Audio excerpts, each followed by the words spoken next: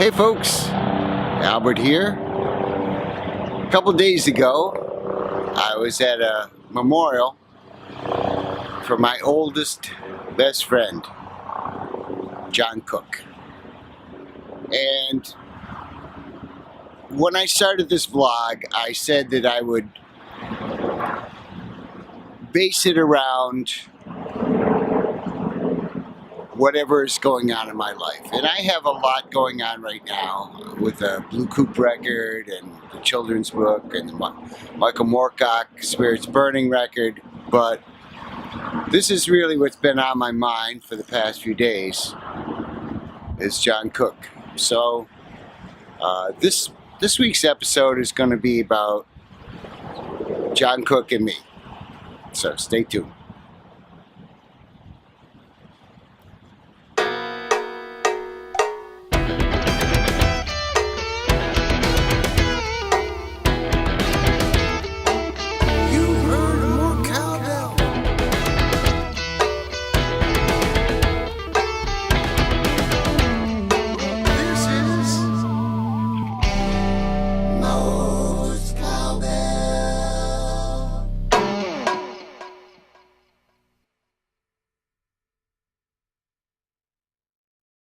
I don't remember meeting John Cook.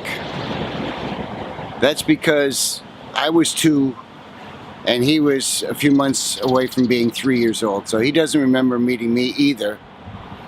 We probably were just learning how to talk and walk and stuff like that, so he was always there. John was always there as my friend.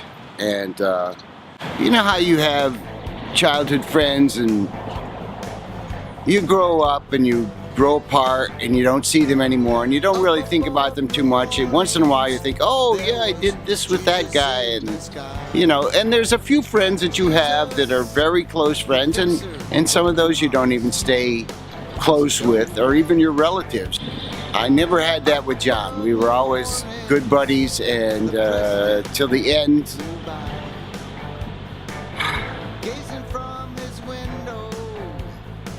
It makes me very sad.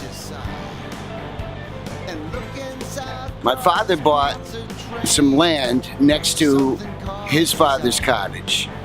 His father, Jack, and my father were best friends. They did a lot together.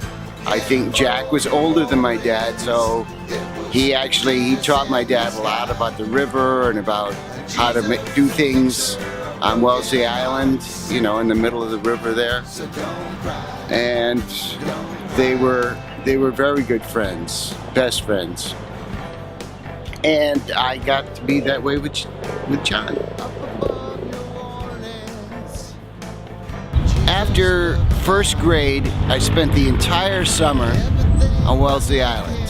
That's when John and I got to be really great friends. You know, he taught me how to play cards.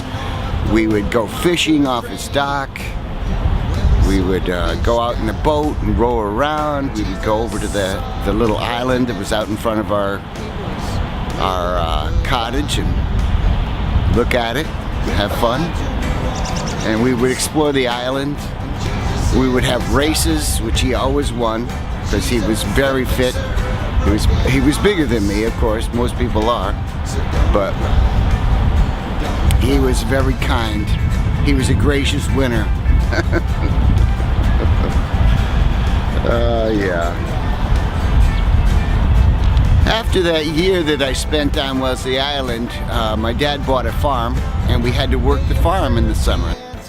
We would go to the cottage on the weekends, usually on a Sunday, and it was, you know, we'd go every week because we loved our cottage, and I loved seeing John, and my father loved hanging out with Jack and Camilla, and you know, we were close, I would say, closer. There was a bunch of other cottages there, and they were physically our closest neighbors, but also emotionally they were our closest neighbors. We were close to them. The cottage on Wellesley Island has always been my respite from the world, from that year, that summer when I was 7, and we spent on the island. And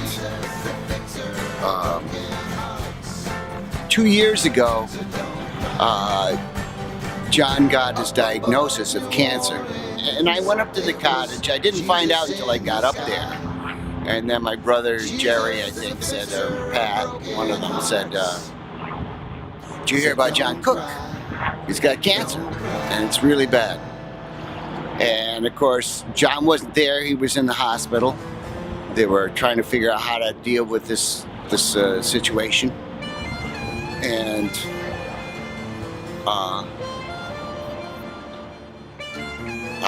I was all by myself at the cottage, just me and my car and my guitar. And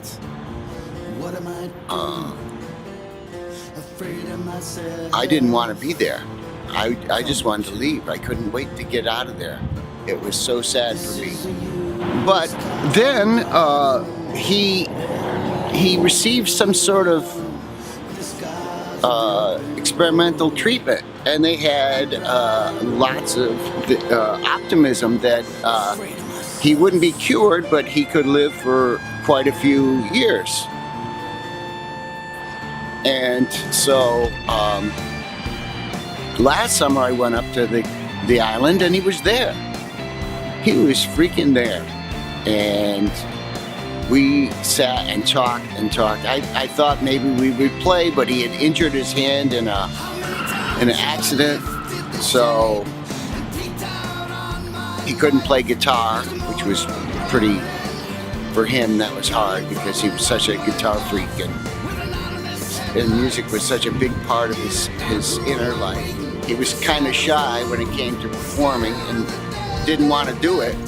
He didn't even really want to share his songs. It was just for, his family and friends. And he had wonderful songs. I was jealous of his songwriting ability.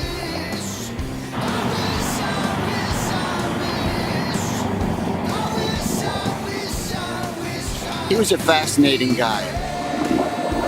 Here's a crazy thing.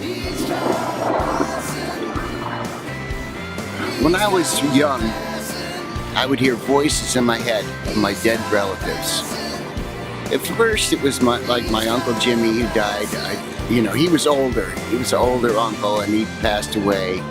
And I used to hear him talking to me as a motivational thing, in his kind of sarcastic Irish way.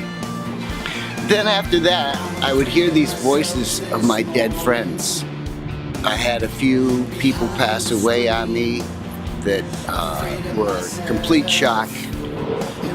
Helen Robbins, aka Helen Wheels, she always gives me advice or encouragement in my inner life. But lately, that inner life is being populated by a lot more ghosts. I have so many ghosts now in my mind. I don't really like it. And I don't want to talk about them as individuals because I'm afraid that they might disappear if I do that. And I like having them there. So that's my final bit of advice to everybody out there. It's going to happen to you. You're going to lose people. And sometimes you might hear them in your mind. Don't be afraid of your ghosts. Appreciate your ghosts. Be grateful for them. They're there because you love them. Still. See you next week.